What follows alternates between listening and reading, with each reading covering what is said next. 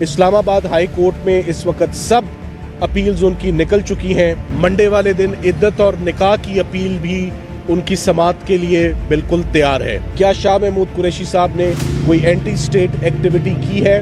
اس قسم کے الزامات پہ کبھی کرمنل پروسیکیوشنز نہیں ہوئی، کسی پارٹی کی کرمنل پروسیکیوشن نہیں ہوئی. ایف آئی اے نے 3 مقدمے دے دیے. جیسا کیس جو پاکستان کی ہسٹری میں کبھی نہیں ہوا وہ چلایا جاتا ہے. پیٹرن اور ایک ٹرینڈ سیٹ ہو گیا ہے کسی اور وکیل کو ڈیفنس کاؤنسل کو اپوائنٹ کر دینا. میں آپ کو ساتھ ہی ساتھ یہ بھی بتاتا چلوں کہ عمران خان صاحب کی اپیلز جو ہیں اسلام آباد ہائی کورٹ میں اس وقت سب اپیلز ان کی نکل چکی ہیں اور سب اپیلز پہ سماعت شروع ہے، چاہے وہ توشہ خانہ کی اپیل ہو، چاہے وہ سائفر کی اپیل ہو. آنے والے پیر کو منڈے والے دن عدت اور نکاح کی اپیل بھی ان کی سماعت کے لیے بالکل تیار ہے.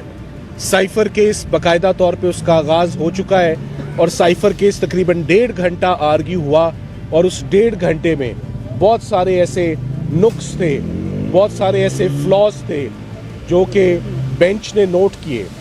اب سائفر کیس اس پیر کے لیے دوبارہ فکسڈ ہے، ساتھ ہی ساتھ میں توشہ خانہ بھی فکسڈ ہے، ساتھ ہی ساتھ میں عدت اور نکاح بھی فکسڈ ہے. یہ تینوں کیسز جس تیز رفتاری سے کنکلوڈ ہوئے انہی تیزی سے ان کی اپیلز بھی بالکل تیار ہیں سنے جانے کے لیے. مجھ سے پوچھا 1-2 میڈیا والوں نے، میرے بھائیوں نے 2 دن پہلے کہ کیا وجہ ہے کہ عمران خان صاحب کی اپیلز اتنی جلدی کیسے لگ گئیں. تو میں نے انہیں کہا کہ یہ کیسز اتنے کنٹروورشل ہو گئے، ان کیسز نے اتنی توجہ حاصل کر لی، یہ کیسز اتنی سپیڈ میں، اتنی پیس میں، اتنی ہیسٹ میں یہ ڈیسائیڈ ہو گئے کہ it is only reasonable and only fair کہ اگر ہائی کورٹ بھی اسی تیزی سے ان اپیلز کو سنے اور انہی تیزی سے یہ بھی دیکھے کہ ان کے اندر کیا کرمنالٹی ہے. سائفر کا کیس پہلا کیس ہوگا کہ کیا عمران خان صاحب نے، کیا شاہ محمود قریشی صاحب نے کوئی اینٹی سٹیٹ ایکٹیویٹی کی ہے اگینسٹ دی نیشنل انٹرسٹ، کوئی ایسا کام کیا ہے، کسی فورن پاور کے ساتھ انہوں نے کلیبریٹ کیا ہے، پاکستان کو نقصان ہوا ہے. یہ تمام چیزیں اس آنے والے پیر کو اسلام آباد ہائی کورٹ کے 2 فاضل ججز دیکھیں گے. جو انجام سائفر کے مقدمے کا ہوگا، چاہے وہ سزا ہو چاہے وہ جزا ہو، وہی آپ دیکھیں گے کہ وہی مقدر باقی سارے کیسز کا ہوگا، کیونکہ اسی پیٹرن پہ اور اسی لائن پر تمام کیسز کنکلوڈ ہوئے. ہم بہت پر امید ہیں کہ یہ تمام کیسز یہ اپنی نوعیت کے مخصوص کیسز ہیں. اس سے پہلے کبھی بھی ان مقدمات پہ، اس قسم کے الزامات پہ کبھی کرمنل پروسیکیوشنز نہیں ہوئی. مثال کے طور پہ القادر کیس جس میں سے ہم باہر آ رہے ہیں، یہ کرپشن کے لیے ہے، یہ کرپٹ پریکٹسز کے لیے، یہ مس یوز آف پاور کے لیے، یہ مس یوز آف اتھارٹی کے لیے، یہ کسی ٹرسٹ کے لیے نہیں ہے. ایڈمیٹڈلی 1 روپیہ بھی عمران خان صاحب کے پرسنل اکاؤنٹ میں نہیں آیا، 1 روپیہ بھی ان کی مسز کے اکاؤنٹ میں نہیں آیا.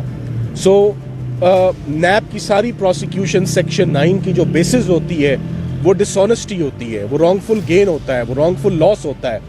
سو نہ کوئی رانگ فل گین ہوا، نہ کوئی رانگ فل لاس ہوا. 1 پیسہ بھی ان کا لینا یا ان کے پاس آنا یا ان کے اکاؤنٹ کریڈٹ ہونا میں وہ ثابت نہیں ہوا. تو یہ بھی بڑی اللاجیکل سی پروسیکیوشن ہے. جیسے کہ پہلی پروسیکیوشنز ہوئی one of its kind, foreign funding دیکھ لیں. فارن فنڈنگ کے اوپر کبھی کسی پارٹی کی کرمنل پروسیکیوشن نہیں ہوئی. ایف آئی اے نے 3 مقدمے دے دیے. عمران خان صاحب کی ایک تقریر کے اوپر جج زیبا والے واقعے پر دہشت گردی لگ گئی، اسلام آباد ہائی کورٹ نے وہ توڑ دی. اس کے بعد سائفر کا ایک انوکھا اور یونیک مقدمہ جو ہے وہ چلایا جاتا ہے. اس کے بعد عدت اور نکاح جیسا کیس جو پاکستان کی ہسٹری میں کبھی نہیں ہوا وہ چلایا جاتا ہے. سو آپ یہ دیکھیں گے کہ اب ٹائم آ گیا ہے کہ عمران خان صاحب کے تمام کیسز، جس کیس سے ہم ابھی آ رہے ہیں، یہ پروسیکیوشن کے پاس آخری پتہ رہ گیا تھا، یہ آخری کارڈ رہ گیا تھا جس کو انہوں نے کھیل لیا ہے. ہم چاہتے ہیں جہاں اتنے کیسز آپ نے کنکلوڈ کر لیے ہیں، سزائیں دے دی ہیں، اس میں بھی جو آپ کرنا چاہتے ہیں آپ وہ بھی کر لیں، تاکہ ایک ہی دفعہ اسلام آباد ہائی کورٹ تمام کیسز کا جائزہ لے لے کہ کس الزام میں سبسٹنس ہے، کس ایلیگیشن میں ویٹ ہے. تو اس کے مطابق یہ فیصلے اب ہونے جا رہے ہیں 1 ہفتے میں.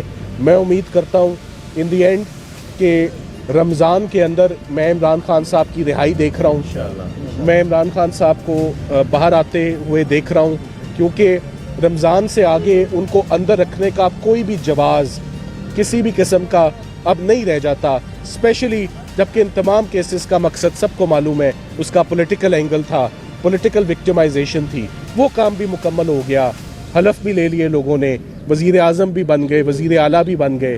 سو اب خان صاحب کو جیل میں رکھنا, ان کی مسز کو جیل میں رکھنا, یہ بالکل بے معنی ایکسرسائز لگ رہی ہے, کیونکہ ان کرمنل کیسز کے پلے کچھ نہیں ہے. Thank you very much. Thank you.